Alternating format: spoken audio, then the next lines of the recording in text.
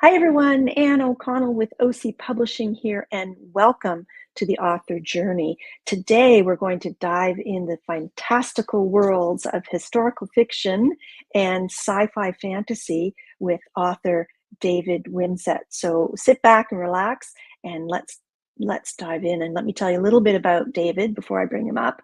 He was born in Burbank, California, directly between NBC and Walt Disney Studios, which he believes had an impact on his life. He immigrated to Nova Scotia in 2001 after visiting to research a novel. He was so taken with the people and the place he moved here shortly after arriving. He is the author of 5 books of fiction, one of which was released as an illustrated edition.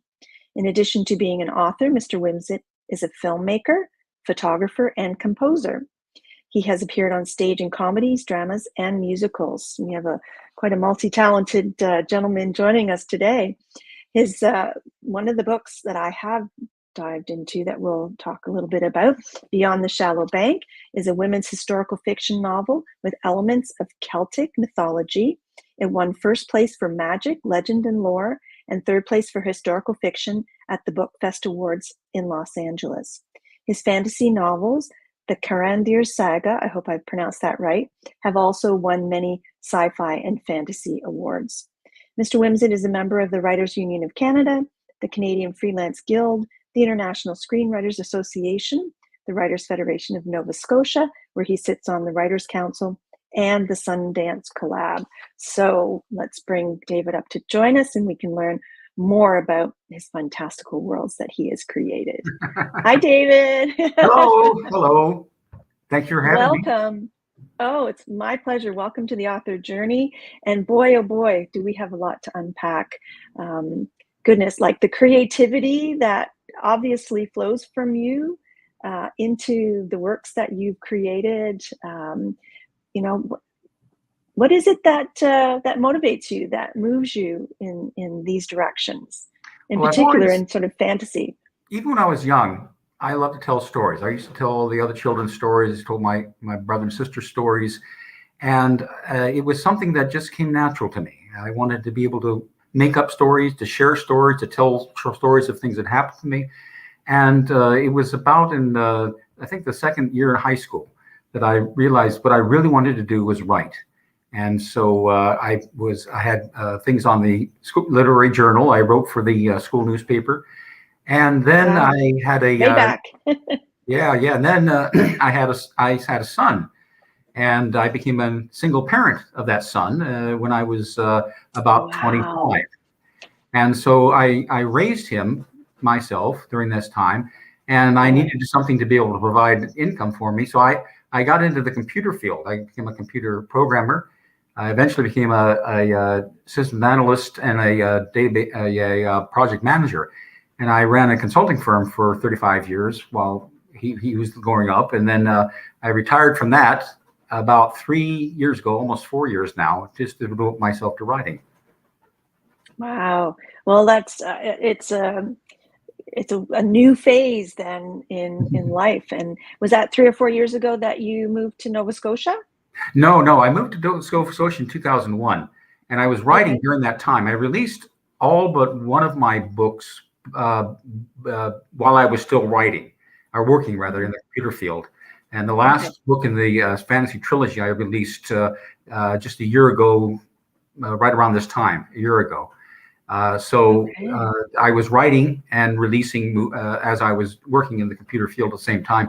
So the advantage now is that I, as a retired person, I have enough to be able to live moderately comfortably, and I also have the ability to write and work in publishing as much as I want. Oh, that's a dream come true. Yay. It is. So your books are, the one that I read, the Beyond the Shallow Bank, is historical fiction, women's fiction set in early 1900s Nova Scotia. Drew me in right from the get-go. And I find it curious that the other books that you write are science fiction fantasy. I mean, those are pretty divergent genres. Like how does that fit in with your sort of your mindset and where your ideas come from? Well, in a way, they're actually quite related because they're all speculative fiction. They're all Mm-hmm. taking the human condition and putting them into a mythological or a fantastic setting to be able to discuss these issues in depth. What I really write is accessible literature. I want to define that between academic literature, which is Mm-hmm. focused largely in many circles on just the mechanics. But what I'm writing is books that explore the human condition and allow readers the opportunity to consider their own lives if they desire. And Mm-hmm. so they're all very character driven books. They delve deep into decisions that people must make. They're under pressure from the outside, but more from the inside to be able to Mm-hmm. know how they can find their strengths, overcome weaknesses. And some of them don't overcome their weaknesses, some of them Mm-hmm. fall into that. And so the books really are very closely related in the fact that they talk about what it is to be a human, what it is to be able to face things in life, what we have to Mm-hmm. come up with to be able to address our daily lives, how we interact with each other, and Mm-hmm. we try to achieve our goals. Well, and I think you achieved that quite beautifully. The main character in Beyond the Shallow Bank, Margaret, at the very opening scene, has a very traumatic experience. She has a miscarriage, and in the late 1800s, early 1900s, those were the types of things we just didn't talk about. Mm-hmm. And you weave a story around both herself and her husband, and the barriers that he puts up, the difficulty she has coming to terms with that particular loss. Talk a little bit about how you got into that female mindset. Like, what kind of research did you do? Well, what I did was I spoke with a lot of women, and Mm-hmm. in a way, see, my life is a little different than many folks are. I have both. Everyone has both a female and male aspect to them, and perhaps mine is weighted more towards male, but it's also very heavily female. And Mm-hmm. I've always, my closest friends who I had confidence in were oftentimes women in my life, not in Mm. a romantic relationship, but as someone who I knew I could go to and let my hair down and talk with. And As a so, single dad, I'm sure that, I mean, you were playing both roles, mother indeed, and father, right? I was That's playing yeah, both of those roles for my son. yeah. And what I did was I spoke with lots of women. I spent a lot of time talking about what is it like? What is the perspective? What are the challenges? How do you address this? I had two Mhm. wonderful women who shared their birth stories with me in great detail. And it Mhm. allowed me to write a birth scene in that book to be able to capture what are the emotions involved. And this was my primary idea, was exploring what the emotions are and how they affect the relationships between all the characters. So Mhm. that's how I was able to do that. But I also had another little thing that goes on with my mind, and that is that in my early life, I suffered from a serious mental illness. It was called Mhm. bipolar disorder, and I would vacillate from mania so intense that I simply couldn't get anything done to horrible suicidal Wow. depression, dragged up and down. And I didn't know this. I thought that this was the way Wow. everybody was, and I didn't discover it till late in life. And so I got an appreciation of what is it like to be amongst marginalized people, because I have lived with discrimination, I've lived with Mhm. prejudice, I've lived with exclusion. I know how these things feel. And when I was sitting down with women and talking about what are your lives like, what do you have to put up with, I could identify with those things, not by their Mhm. incidents, but by my own experience and the emotional feelings. And this is what I was delving for. What is Wow. the core emotion? What is the core experience? The actual incidents, you can do research and document. And what I wanted to capture in this book was, how is it that a person who is not a part of the mainstream, who is denied basic rights, because in reality, all the problems that Margaret faces of discrimination and Mhm. exclusion still exist today for women. It was just at that Mhm. time blatant. Now it's subversive. And so Yeah.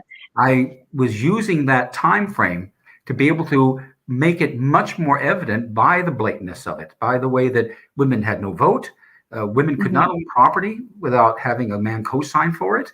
Women couldn't own businesses unless a husband died and they inherited the business. And so these were things that I wanted to explore, and they were explored both from the perspective of the real women I spoke with and from my own experiences of having lived in with a different view that sometimes excluded me from society. And it's fascinating how you have approached this, and really congratulations to you for exploring, that bipolar disorder issue, and as you say, maybe overcoming and maybe stumbling, a time or two. And you mentioned the difficulties that she's having. So Margaret and her husband, John, in the book, are working in the publishing realm, and writing articles, and she's illustrating them, and it's really the relationship. I think that you've really captured, the dynamics, the multi layers, the depth. So before we continue, I just wanted to give a shout out to the folks who are watching. Thanks for watching, guys. Lana Shoup, who is an author, says hi, Anne Louise and David. And Linda Faye Schmidt has also joined us, and she says, I relate completely to David's journey as an author, where he explores the human condition through a variety of different genres. I also feel that character-driven novels impact me the most deeply. So clearly I need to add some titles to my TBR. Yeah, I know I've only read one, and obviously I need to put the rest of them on the list. So talk a little bit about like the world creating. So in the historical fiction, it also delves into some of the Celtic mythology with Selkies and things. So creating that world, was it easier than creating a whole new world in your sci-fi fantasy? Well, not exactly. You see, that epic. Well, there's two kinds of fantasies you can see. One would be an action adventure drama, and I read those and they're fun. But the ones I write are more of a involved epic fantasy, and what they really are is what J.R.R. Tolkien used to refer to as history of a place that never existed. So what I'm doing is I'm doing research on both places. Now, for the On the Shallow Bank, I did extensive research on the times. One of the things of my background is that my great-grandmother came from Paisley, Scotland, and my mother was very, very interested in our Scottish roots, and so I picked that up as well. I actually was the president of the Clan Lambeth Society of Canada at one time here. Oh, wow. I used to go to the Highland Games, the festivities, and the Robbie Burns nights and such. And so that part I was very interested in.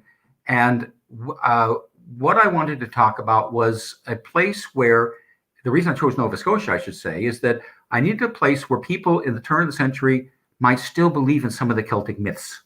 And so I considered Ireland and Scotland, but I used to, when I was studying film in school, I had a 16mm camera and projector, and I could go down to the local library and check out 16mm movies, and most of them were travelogues, and one was about this place called Nova Scotia I'd never heard of.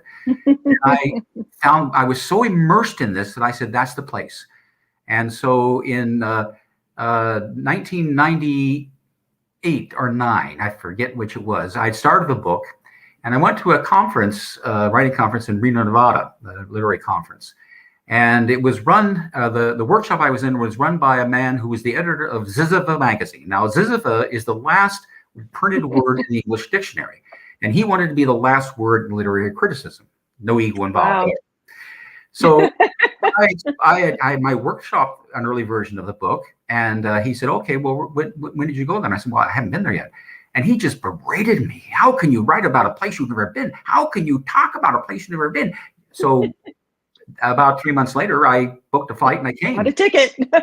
and it was just 2001 when I actually came here, and so I went to all of the museums up and down the coast, and the docents there are so phenomenal. They are so knowledgeable, and I have a routine. I would talk to a docent and take a notebook out of my pocket with a pen and start to write notes, and they would say, "Oh, are you writing a magazine article?" I say, "Oh, I'm writing a book," and they say, "Writing a book? And they take you by the hand and show me everything. Way back behind where all the things that the displays that the public don't get to see, source materials, and it was just absolutely marvelous. And so I was able to get a lot of information. But as I progressed from place to place, there was a strange feeling that grew inside of me.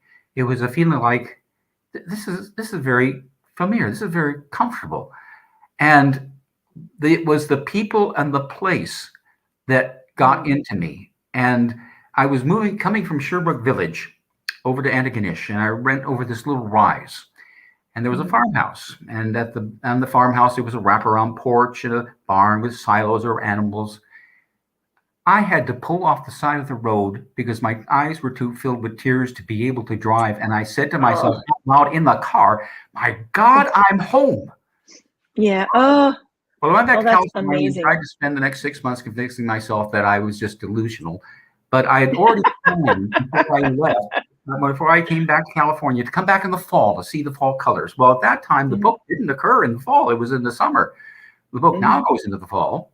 And then I came back about 5 times. And each time I said, I've got to live here somehow. I've got to live here somewhere. And finally, I was at a B&B, and it was run by a man and wife, and the wife was an artist. And I went there because I wanted to talk to another female artist. And I was lying in bed thinking about what to do.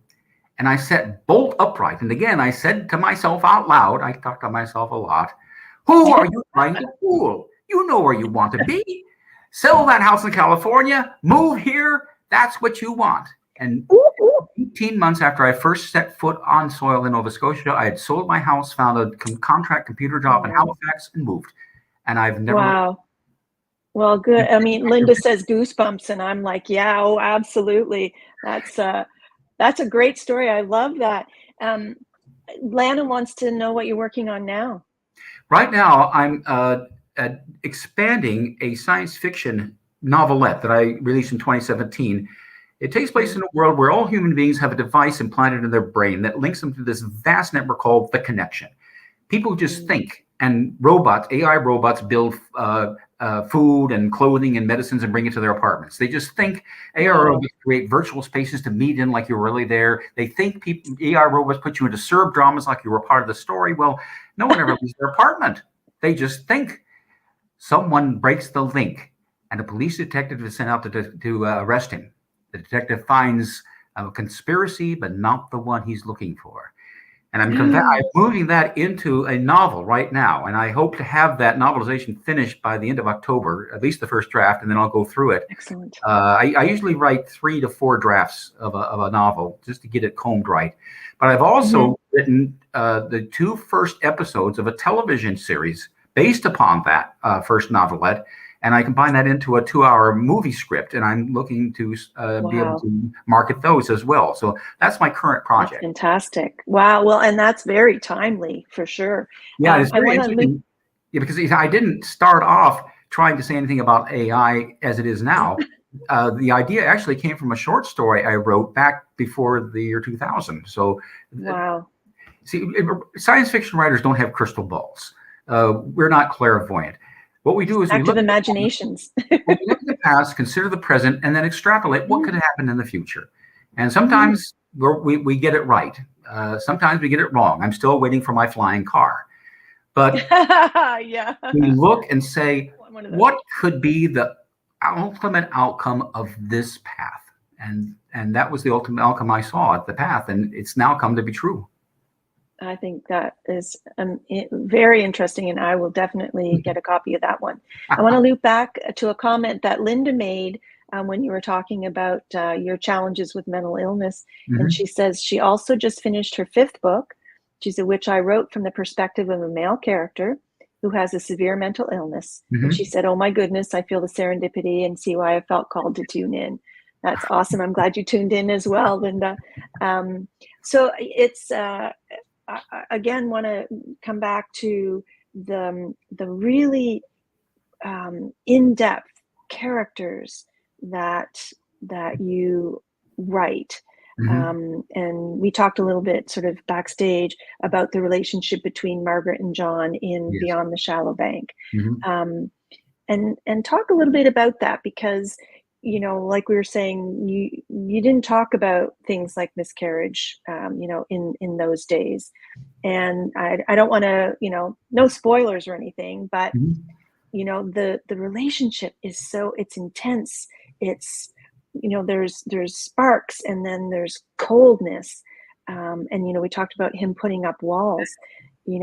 How did that feel to write that relationship for you? Well, the way that I was taught to write um, was not to write outlines of anything, to think of something I want to explore, create a Mhm. situation and put characters in it under pressure and see what happens to them. And the way that they react shows their true natures and moves the story forward.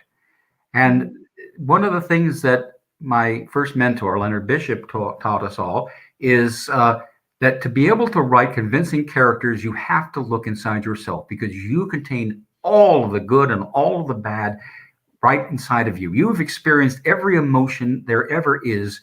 The question is that as you age, you have different perspectives of it. But the emotions I felt when I was in high school are the same emotions I feel today. And that's the same for everyone. And so I reached into myself and pulled these characters out. Margaret is me, and I am Margaret. We Mhm. really are the same character. John is Wow. me, and I am John. We are the same Mhm. character. I looked at Margaret from the standpoint of what is it like to have to put up with not getting what you really want, for having Mhm. constantly outside forces pushing you away from that. And from Mhm. John, it was a different question of, because again, I don't want to do a spoiler, but there are aspects of John in which he's fighting something inside himself to contain himself. And Mhm. so I had lived with that. When I was younger and I was still living with this illness, and Star Trek was on, the original Star Trek, I identified with Mr. Spock, because Mr. Spock was caught between two worlds, his human Mhm. world and his Vulcan world, and he had to constantly fight to suppress the emotions of the human world. And sometimes Mhm. it broke through. And sometimes when I lived at a point where I wanted to cut all emotion out because it was just too much. It was too painful. Painful. And of course, when Mhm. it came out, then it was horrific. But since then, uh, I have now learned how it is that I live with who I am. And I'm actually quite happy with that. You see, Margaret, at the beginning of the book, Margaret goes on a journey through the mythical forest. Now, the mythical forest isn't a place, it's a state of Mhm. mind. And once you enter the mythical forest, all the rules change. Everything you knew doesn't work anymore. For instance, at the beginning of the book, Margaret deals with her anxiety by drawing little arcs and circles on a drawing pad. And she Mhm. and John have this horrific fight. And she comes to a major decision about her life, and suddenly she can't draw those arcs anymore. She has to learn the rules all over again. Well, Margaret and Mhm. I went through that journey together. And we came out the other side, and both of us knew who we are and what we truly want. And that's a Wow. great thing to be able to realize. You see, we're all four people. We're the person we think people see us as, the person that we think we need to project. There's the person we're afraid we are, and then there's the person who we truly are. And sadly, Mhm. many people never discover that fourth person. And I was lucky enough to do that. And Wow. I And watch so the do you feel literature. like, right, you feel like your writing has led you through that process? Is it just in the Absolutely. writing? Is it? Oh yeah, because Mhm. another thing Leonard said was that when you're really writing from that kind of perspective, from the character's real perspective, then writing is really self-analysis. You're constantly Mhm. under self-analysis because you're constantly looking inside yourself, and you have to come to terms with who you are to be able to Mhm. actually create these characters as really believable, so people will identify with them. Otherwise, Mhm. you're creating something that's superficial, something that maybe Right. is romantic or is glossed over or sentimental, rather than getting down to the details of actual true emotions that Mhm. really drive us as human beings. Mhm. And now, admitting that, and of course, we all, as authors, as writers, we're all nodding our heads, but it does, it leads you to some pretty vulnerable, vulnerable place. And but writing through that sort of authentic state of being, I think is incredible, and it shows in your writing. Um, So some people are afraid of showing their truth selves. Like, Hmm. what would you say to the person who's holding back? Well, the first thing that I would say is that everyone's journey is their journey. Hmm. I can't really tell you exactly what to do because we Hmm. all have to deal with the incidents of our lives, with the situation we live in.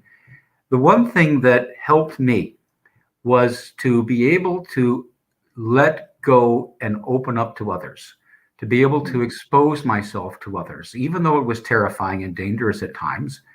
For instance, Hmm. I couldn't talk about bipolar disorder while I was still working in the computer field because there is a phenomenal prejudice, and I would lose jobs. I would not be able to get contracts because people Wow. would think, "Oh, he's just crazy. We don't want to deal with him." Mm. So I had to not talk about that except in small circles of people that I knew. Mm. But by slowly letting myself be able to connect with other people, be able to talk with other people, just to share things with other people, not even necessarily sharing great intimate details, but the act Mm. of being with other human beings, of letting myself listen to them as well as to speak with them. And that's very important. It has to be a conversation. Uh, Mhm. when I go out and sell books, for instance, I go to the Wolfville Farmers Market on Saturdays. And what I'm there to do is to have conversations with people. Now, I sell books to them, to some of them, Mhm. but my fascination is in meeting people and talking about people. People tell me the most amazing things about their lives. There was a woman, chapters in Fredericton, who had her daughter had bought one of the books, and she came back to me and was speaking about how she wanted to go back to school to be an artist, but her husband had left her, and she had 3 adult disabled children, and Mm. she went into all these details of her life. Another woman just talked about how she was going to be going for a brain surgery for a tumor in her head. Oh boy. An RCMP officer was talking to me about why he's writing a book on PTSD. And so Mm. I'm able to listen to these people and connect back and forth. And this helps me to then release and talk to people about who I am and to open up. And I think that that is something that has helped me quite a bit to be able to know that if I sit and brood on it, if I sit and think about it, I remember once I used to do the Renaissance fairs out in Mhm. California when I Mhm. was there, and I was involved with. There was a priest who used to do a Anglican service as part of the Sunday morning event, and I was involved with him. And one day Mhm. I sat down with him and I said, "I think God hates me," and he said, "Oh, no, no, he doesn't hate you." And as soon as I said that, the absurdity of the statement became evident. By sharing it with him, by sharing this terror and fear I was holding on to, I was able to release this and be able to Mhm. come to terms with, well, maybe I'm exaggerating things a little bit myself. Mm. And by keeping these things hidden inside, by keeping them under Yeah. tabs, they just brew, they ferment, and the Oh, and fermentation can cause an escalate. explosion. Mhm. Yeah, the more you keep in, the more things expand, and just like you said, saying it out loud is Mhm. often very helpful, and writing it down and Mhm. exploring, Yes. feelings. So when Now, you this good. doesn't mean that you're authorized to explode on people or dump on people or be rude to people. You need to Except your very live. close friends. You need to live as a civilized human being in a civilized community. We Mhm. all need to take and turn the noise down. Right now, we live in a time when everyone is shouting so loud no one hears anything. And a small minor Yeah. infraction gets blown way out of proportion. And we Yeah. just need to stop and listen to each other and speak Yeah. quietly. And Mhm. so it's not an excuse to be able to just make rude comments or just let go everything you have inside you and make Mhm. everybody feel terrible. It's being honest. That's the question. Are you honest? Mhm. And And kind. exactly. And Mhm. I just saw a very interesting interview with Stanley Kubrick, who was the author of 2001, the Mhm. director of 2001: A Space Odyssey, and many other films. Mhm. And what he was asked about, what do you do about making the story? And he said, well, the most important thing about it is to be truthful and honest. That's it. Mhm. Those are the things that get people to watch your movies. Don't put things in there just because you want to put something in. Don't, drop something, Right. gratuitous action just because that's popular. Do what Right. is truthful and honest, and that will carry you through. And this is the way that I write. And when I have, scenes that are very intense. And the reason they're intense is because there's an intense relationship going on between people, and it's warranted. It's not something I just dumped in because I thought, well, I'll have this happen. Gratuitous. Yeah. Exactly. Yeah. There's a Yeah. relationship, and these things grow. You see, because I'm not writing in an outline and I'm letting things happen as I go. There's a You're a pantser. relationship in the last book of the fantasy trilogy, the Conveyor Mhm. Saga, in which a young woman falls in love with an older woman, and the dynamics of that and what is transpires uh, is something that simply grew because I sit there and thought, well, that's who these people are. That's how this Mhm. is. Now, what I did was I asked people in the LGBT community to read their passages to say, do I Mhm. get it right? And they came back. Everybody came back and said, love is love. And Yeah. so this is the way that I approached it, and it was Mhm. just natural. It wasn't that I was trying to put That's in, awesome. a Mhm. character to be able to sell books and sound like I'm Right. somebody who's supporting this or that. Yeah, Right. there are characters who are black, characters who are Oriental in those books, and it wasn't that I was thinking, oh, gee, I've got to put some black people in here to be able to kind of look Mhm. like I'm diverse. It was because that is who they were as I created them. And Mhm. uh, George Chen, who is the main character in Something on My Mind, which is the science fiction novel or a book I'm expanding into the novel, is Mhm. biracial, Chinese and English. And Mhm. he just formed in my mind that way. That's the way I saw him, not because I wanted to be able to have a character who was biracial.